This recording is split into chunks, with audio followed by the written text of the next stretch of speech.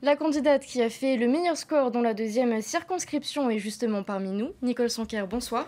Bonsoir Rima et bonsoir à toutes les Polynésiennes et Polynésiens qui nous regardent ce soir.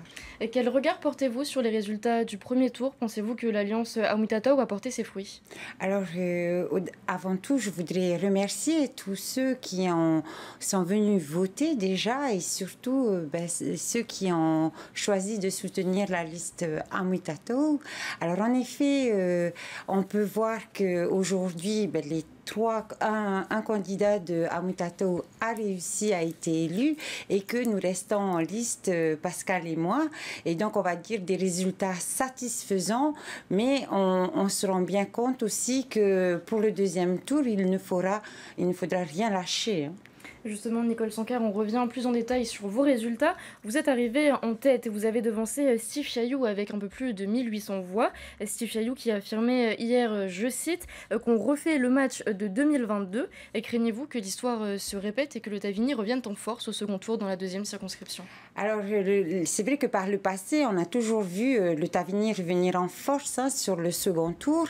Mais en tous les cas, concernant ce premier tour, on voit que le Tavini reste quand même un parti fort, surtout sur la circonscription 2. Si on analyse les chiffres de 2022, il prend quand même 4000 voix. Et nous, la liste Amitato, le rassemblement n'a pas, comment je veux dire, C'est moins que ce que pas, vous voilà, espériez avoir. c'est moins que ce qu'on a pu escompter, hein. En tous les cas, nous prenons acte de ces résultats du premier tour et surtout, ça nous donne une cartographie des zones, des communes où il faut qu'on accentue le travail sur le terrain.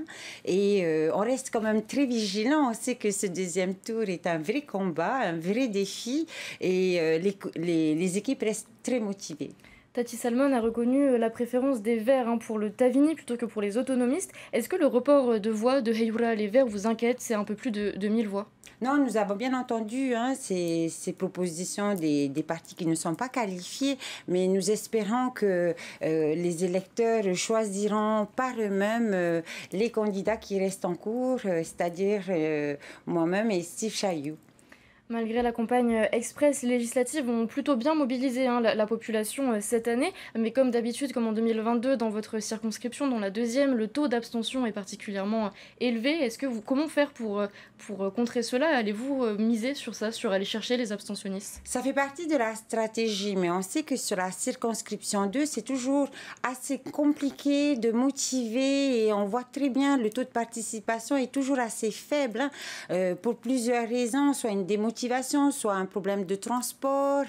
Mais en tous les cas, nous allons dès demain identifier ceux qui ne sont pas venus voter, aller à leur rencontre, leur expliquer cet enjeu des élections parce qu'on voit clairement il y a un discours indépendantiste. Nous prenons pour l'autonomie, pour notre attachement à la France et c'est tout l'enjeu de ces élections.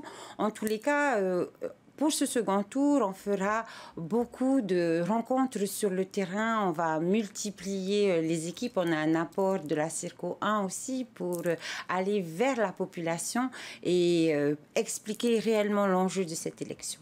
Eh bien, merci Nicole Sanquer pour ces réponses et merci d'avoir accepté notre invitation ce soir. C'est moi qui vous remercie.